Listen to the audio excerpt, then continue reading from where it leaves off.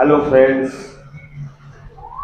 And dear students, मैं अरुण कुमार सिंह आपका अपने YouTube channel Arun sir academy में हार्दिक स्वागत करता हूं।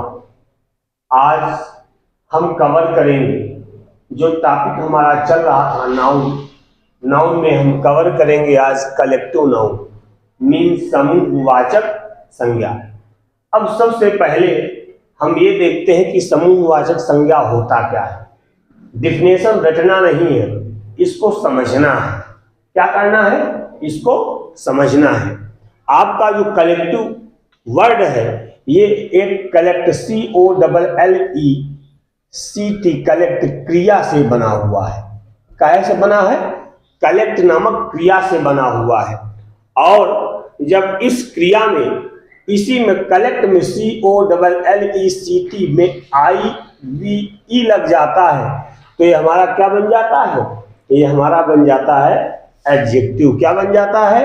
एडजेक्टिव, जिसको हम बोलते हैं विशेषण। क्या बोलते हैं? विशेषण।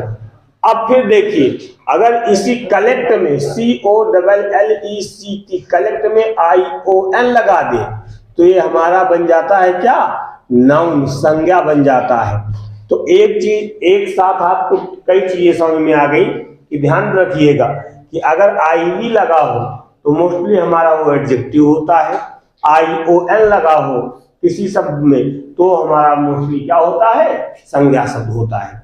आइए अब इसके हम आगे समझते हैं, इसकी परिभाषा को समझते हैं, इसके नियम को समझते हैं, इस कॉन्सेप्ट को समझते हैं कि एग्जाम्स में किस प्रकार यहां से प्रश्न पूछे जाते हैं। सबसे पहले तो हम इसकी परिभाषा ही देखते हैं। कलेक्टिव नाउन की डिफिनेशन क्या है? हमारी डिफिनेशन है a noun that denotes the group of person or things अर्थात वह संज्ञा शब्द जो व्यक्ति या वस्तु के समूह का बोध कराती। काहे का बोध कराती है? समूह का बोध कराती है। समूह का बोध कराती है। समूहवाचक संज्ञा कहते। ये हमारी परिभाषा है कि a noun that denotes the group of person or thing, वह शब्द या वह संज्ञा शब्द जो ग्रुप ऑफ पर्सन व्यक्ति या वस्तुओं के समूह का बोध कराती है वही हमारी क्या कहलाती है? समूहवाचक संज्ञा कहलाती है। फॉर एग्जाम्पल अब देखते हैं, जैसे हमने कहा कि आर्मी। क्या हमने कहा? आर्मी क्या है? जवानों का समूह है। आर्मी क्या है? जवानों का समूह है। और ये सभी हमारे कौन से नाउन के अंतर्गत आते हैं? ये सभी शब्द हमारे किस नाउन के अंतर्गत आते हैं? बताइए आप। हमने सबसे प्रीवियस वीडियो में बताया था काउंटेबल नाउन और अनकाउंटेबल नाउन। तो कलेक्टिव नाउन हमारा किस श्रेणी में आता है? काउंटेबल नाउन की श्रेणी में आता है। जैसे हमारा है आर्मी, है ना। आर्मी के बाद और देखिए हमारा एक शब्द है क्लास। क्या है? क्लास। बंच। क्या है? बंच। ये सभी हमारे क्या है? समूहवाचक संज्ञा। यह हमारा है कैटल। क्या है? Cattle, CATTL, cattle. ये सभी शब्द हमारे क्या है? समूहवाचक। एक किसी न किसी समूह का बोध कराते हैं। जैसे आर्मी एक नहीं है, जवानों का समूह। क्लास एक नहीं है, सिंगुलर नहीं है आपका। क्लास मतलब काहे का? बच्चों के समूह को हम क्या बोलते हैं? क्लास बोलते हैं। बंच, फूलों के समूह को भी बंच बोलते हैं। हम चाबियों के गुच्छों, कीज के समूह को भी बंच बोलते हैं। कैटल है, जानवरों के समूह को हम क्या बोलते हैं? कैटल बोलते हैं। तो ये हमारा क्या काहे का बोध करा रहा, समूह का बोध करा रहा। जैसे हमने कहा ग्रुप, क्या कह दिया, ग्रुप कह दिया, टीम कह दिया, क्या कह दिया, टीम कह दिया, इत्यादि। तो ये सभी शब्द जो है हमारे काहे का बोध करा रहे हैं, कलेक्टिव नाउन समूह वाचक संज्ञा का बोध कराते हैं। इतना तो आप लोगों ने पहले भी पढ़ा होगा। अब मेन ग्रामर समझिए। इसमें कंपटीशन में या अन्य एग्जामों में हमसे प्रश्न कैसे पूछे जाते हैं। जैसे इसमें से एक शब्द मैं लेता हूं क्लास। हमने आपका क्लास है, क्लास का प्लूरल होता है क्लासेस। प्लूरल क्या होता है, क्लासेस। हमने आपसे पूछा कि इसके साथ सहायक क्रिया इज लगेगी या आर लगेगी, इसके साथ सहायक क्रिया इज लगेगी या आर लगेगी, बताइए क्या लगेगा, जल्दी बताइए आप। डेफिनेटली इसके साथ सहायक क्रिया हमारी आर लगेगी, क्या लगेगी, आर लगेगी। लेकिन फिर हम कह रहे हैं कि ये हमने सब लिख दिया क्लास, CLASS क्लास, और हमने ये कहा अब बताओ इसके साथ सहायक क्रिया इज लगेगी कि आर लगेगी।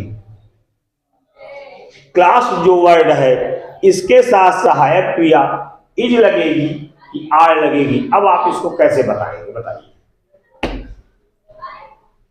हाँ, हम सभी सोच रहे हैं क्लास के साथ सहायक क्रिया इज लगेगी, क्या लगेगी, क्लास के साथ सहायक क्रिया इज लगेगी। लेकिन और बता दें एक चीज और, देखिए क्लास के साथ सहायक क्रिया इज भी लगेगी और आर भी लगेगी, ककस लगेगी, ककस लगेगी। आइए अब इसको हम समझते हैं, एग्जाम्पल के माध्यम से समझते हैं।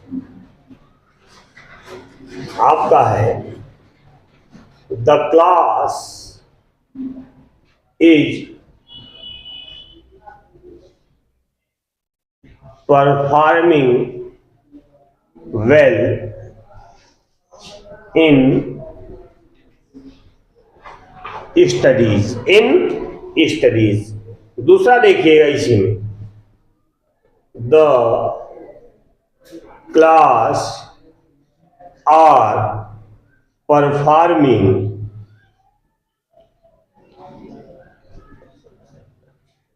वेल इन different cultural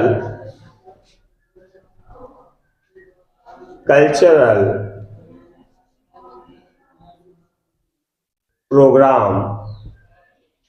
अब समझिएगा, यहां पर हम आपको हिंट्स देंगे, उनको आपको नोट करना है। नोट क्या बन रहा है समझिएगा। एक इसका फर्स्ट नियम है, क्लास हमारा कौन सा नाउन है, कलेक्टिव नाउन है। कौन सा नाउन है मित्रों, कलेक्टिव नाउन है। नियम क्या कहता है, नोट फर्स्ट, कि जब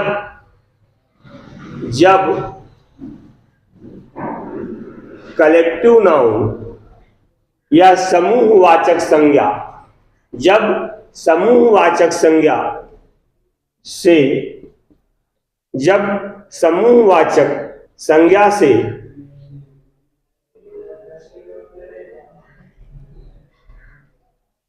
एक साथ होने का बोध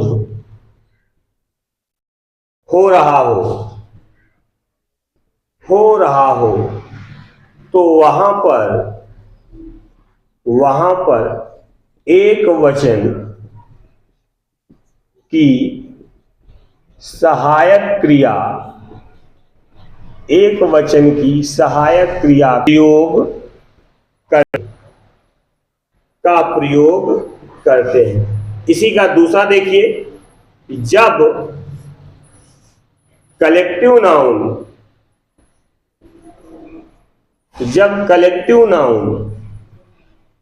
एक साथ ना होकर अर्थात बटा हुआ हो, कैसा हो, बटा हुआ हो, तो वहां पर वह वचन की सहायक क्रिया का प्रयोग करते हैं। अब समझिएगा इसको, जैसे the class is performing well in studies. अब ये आपके नियम लिखे हैं, इनको नोट जरूर कर लीजिएगा, बहुत हेल्पफुल है। हमने आपको नियम बताया, अब समझाने जा रहा हूं। हमने कहा the class is performing well in studies. किसी ने हमसे पूछा, या सपोज कर लीजिए मैं पढ़ा कर गया, प्रिंसिपल ने मेरे मुझसे पूछा कि how is your class performing in studies, कि पढ़ाई में आपकी क्लास किस प्रकार प्रदर्शन कर रही। तो हमने बताया the class is performing well in studies, कि हमारी पूरी क्लास के जितने बच्चे हैं सभी बच्चे पढ़ाई में कैसा प्रदर्शन कर रहे हैं, अच्छे। तो ये कलेक्टिव नाउन हमारा बटा हुआ है कि एक साथ है।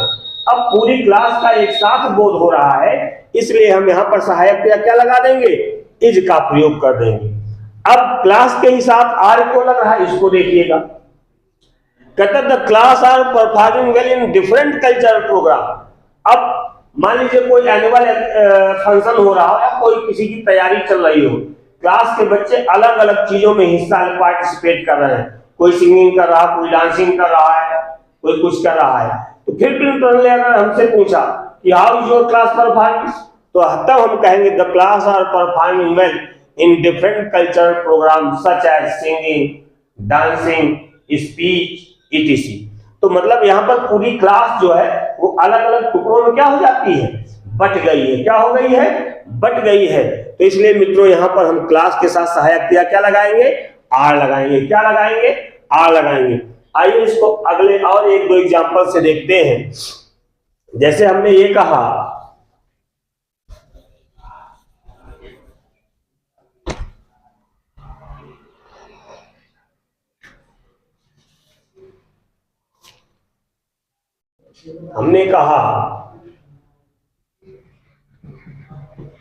हर फैमिली इज वेरी रिच। हमने क्या कहा, एक वाक्य लिखा हर फैमिली इज वेरी रिच। फिर हमने वाक्य लिखा हर फैमिली आर अर्ली राइजर। अब समझिएगा कि कलेक्टिव नाउन कैसे बटा हुआ होता है, कैसे कलेक्टिव नाउन एक साथ होता है। हमको इस पर विशेष, इसी बात पर हमको विशेष ध्यान देना, क्योंकि एग्जाम में यहीं पर आकर हम फंसते हैं कि इज लगाएं कि आर लगाएं। कहता हर फैमिली इज वेरी रिच, उसका परिवार बहुत अमीर है। फिर हर फैमिली आर अर्ली राइजर, उसका परिवार जो है जल्दी उठने वाला है। अब यहां पर देखिए जो फैमिली शब्द लगा हुआ है, ये दोनों हमारे कैसे शब्द हैं, कलेक्टिव नाउन के। कैसे शब्द हैं, कलेक्टिव नाउन के हैं। अब यहां पर फैमिली इज वेरी रिच। अब फैमिली में एक सदस्य नहीं है, जितने भी सदस्य हैं सभी उस सदस्य के कैसे हैं, अमीर है। तो एक पूरे परिवार का बोध करा रहा है, एक साथ कलेक्शन का बोध करा रहा है। तो उस परिवार के जितने भी सदस्य हैं वो सभी कैसे हैं, अमीर हैं। दूसरी बात कहता है हर फैमिली आर अर्ली राइजर, उसके परिवार के लोग जल्दी उठने वाले। यहाँ फैमिली कलेक्टिव नाउन तो है, लेकिन यहाँ पे सेपरेटेड है, बटा हुआ है, क्योंकि एक एग्जैक्ट समय नहीं कि पूरा परिवार एक 4 बजे उठेगा, 3 बजे उठेगा, 2 बजे उठेगा। बट गया कि नहीं बट गया। तो वही नियम कि जब कलेक्टिव नाउन बटा हुआ होगा, जब कलेक्टिव नाउन किसी चीज पर बटा हुआ होगा तो सहायक क्रिया क्या लग जाएगी, आर लग जाएगी। क्या लग जाएगी, आर लग जाएगी। जब कलेक्टिव नाउन एक साथ होगा तो सहायक क्रिया इज लग जाएगी। क्या लग जाएगी, इज लग जाएगी। जैसे आपका एक शब्द है ज्यूरी, ज्यूरी है ना, ज्यूरी है डिसाइडेड द केस। ज्यूरी ने क्या किया, इस मामले का निर्णय कर दिया। तो ज्यूरी जज का एक पैनल होता है, वो जितने भी पैनल के लोग हैं, जितने भी पैनल के लोग हैं उन सभी ने एक मत होकर, सर्वसम्मत होकर एक साथ निर्णय दिया है। तो वहां पर कलेक्टिव नाउन हमारा कैसा है, एक साथ है। इसलिए सहायक क्रिया हम क्या लगा देते हैं, एक वचन की हैज या एक वचन की सहायक क्रिया का प्रयोग करते हैं। और वहीं पर अगर अभी बदल जाए, बटा हुआ हो कलेक्टिव नाउन, तो सहायक क्रिया क्या लग जाएगी, बहुवचन की लग जाएगी। आई होप ये आपको समझ में आ गया होगा। अब इसी में चलिए दूसरा नियम भी हम समझते हैं। दूसरा नियम, इसको मेटते हैं और दूसरा नियम समझते हैं। अब इसी का दूसरा नियम जो मोस्ट इंपॉर्टेंट है, वो भी हमारे बहुत विभिन्न प्रतियोगी परीक्षाओं में पूछा गया है, उससे भी क्वेश्चन आए हैं। तो आइए हम उसको भी देख लेते हैं, उसके भी नियम को हम पढ़ते हैं और समझते हैं। नियम मित्रों, एक एक नियम जो है उनको आप नोट जरूर करते चलिएगा, इनको नोट कर लीजिएगा। 100% संभावना है परीक्षाओं में आने की। जैसे हमने ये एक वाक्य लिखा, a team of players, a team of players is are playing in the field, या सीधा a team of players are playing, ये कर दिया। a team of players is playing are playing। अब यहां पर देखिए कंफ्यूजन हमको यहां पर होता है कि हमको सहायक क्रिया हम इज लगाएं या सहायक क्रिया आर लगाएं। तो चलिए सबसे पहले हम इसका आपको नियम देते हैं। सबसे पहले हम क्या देते हैं, आपको नियम देते हैं, और उस नियम के माध्यम से तब आप बताइएगा कि यहां पर सहायक क्रिया ई लगेगी कि आर लगेगी। नोट देखिएगा नियम क्या है। आ लगा हो, उसके बाद कोई कलेक्टिव नाउन हो, क्या हो, कलेक्टिव नाउन हो। कलेक्टिव नाउन के बाद प्रीपोजिशन ऑफ लगा हो, क्या लगा हो, प्रीपोजिशन ऑफ लगा हो। उसके बाद बहुवचन की संज्ञा लगी हो, बहुवचन की क्या लगी हो, संज्ञा लगी हो, तो सहायक क्रिया क्या लगाते हैं, सहायक क्रिया तब हम singular SIN, singular helping verb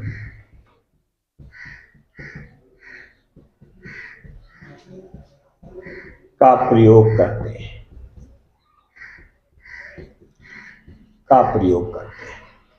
अब आप लोग नियम को देखकर कलेक्टिव नाउन टीम, उसके बाद प्रीपोजिशन ऑफ, बहुवचन की संज्ञा प्लेयर्स, ये हमारा क्या है, प्लूरल नंबर है, प्लेयर्स है। उसके बाद सिंगुलर हेल्पिंग वर्ब का प्रयोग करते हैं। मित्रों तो बताइए सहायक क्रिया हम इज लगाएं कि आर लगाएं। मोस्ट इंपॉर्टेंट रूल है, सहायक क्रिया ही लगे कि आर लगेगी। आई होप आपको समझ में आ गया होगा। सहायक क्रिया यहाँ पर हमारी इज लगेगी, आर नहीं लगेगी।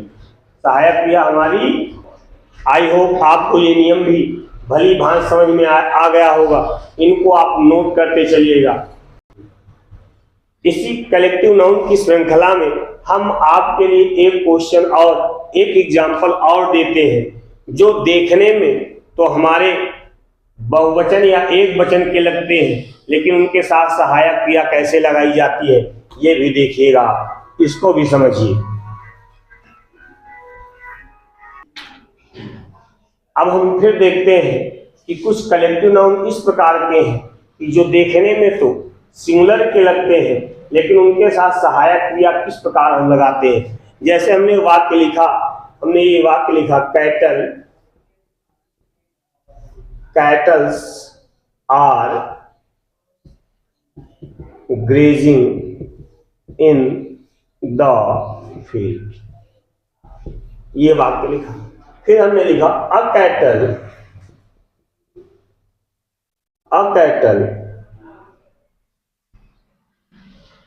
Is grazing in the field. फिर हमने लिखा cattle are grazing in the field. अब ये हमारे ये तीन वाक्य दिए हुए एक जैसे। Cattles are grazing in the field, a cattle is grazing in the field, cattle are grazing in the field. अब हमको बताना है कि इसमें से कौन सा हमारा सही है। बताइए, सोचिए, 2 मिनट सोच करके आप जल्दी से बताइए, चूंकि कलेक्टिव नाउन इतना क्लियरली आपको समझाया जा रहा है तो हमारी समझ से आपको इसमें गलती कतई नहीं करनी होगी, और कतई आप गलती करेंगे भी नहीं, हमें ऐसा पूर्ण विश्वास है। बताइए कौन सा सही है? पहला सही है, पहला सही है। पहला हमारा सही नहीं है। कौन सा सही है? वो ककस सही है। आइए हम इसको देखते हैं। देखिए कैटल शब्द जो है ये हमारा ऑलरेडी बहुवचन का है। ये कैसा शब्द है? खुद प्लूरल नंबर है, इसमें हमको यस या यस लगाने की जरूरत नहीं है, इसलिए यहाँ पर चूंकि यहाँ पे यस लगा इसलिए हमारा ये गलत है। दूसरा कैटल, इसके साथ आर्टिकल ए लगा है और उसके बाद कैटल चूंकि बहुवचन होता है, खुद अपने आप में बहुवचन होता है, इसलिए यहाँ पर सहायक क्रिया इज है, तो ये भी गलत है। और सही ककस है तो ये हमारा है कि cattle are grazing in the field, ये वाक्य हमारा एकदम सही है। तो मित्रों आई होप आपको कलेक्टिव नाउन की पूरी परिभाषा और इससे संबंधित जो प्रश्न बनते हैं वो आपको रूल बाय रूल समझा दिए गए हैं, समझ में आया होगा। वीडियो पर आप लोग अंत तक बने रहे और वीडियो को इतने कम समय में आप लोगों ने जो ऊंचाई दी, हमारे चैनल को जो नाम दिया, उस सभी के लिए हम आप लोगों का एक बार पुनः धन्यवाद ज्ञापित करते हैं। और इसी के साथ इसके अगली श्रृंखला में कलेक्टिव नाउन के बाद हम आपका एब्स्ट्रैक्ट नाउन, पूरी नाउन की सीरीज और उसके बाद नंबर्स, जो आपके एग्जाम में नंबर्स भी बहुत आते हैं, नाउन की पूरी सीरीज हम कंप्लीट करेंगे। पूरा प्लेलिस्ट में आपको वीडियो एक एक करके मिलता रहेगा। चैनल पर आप अंत तक बने रहे। एक बार पुनः आपको हम अपने दिल से धन्यवाद देते हैं। Thank you.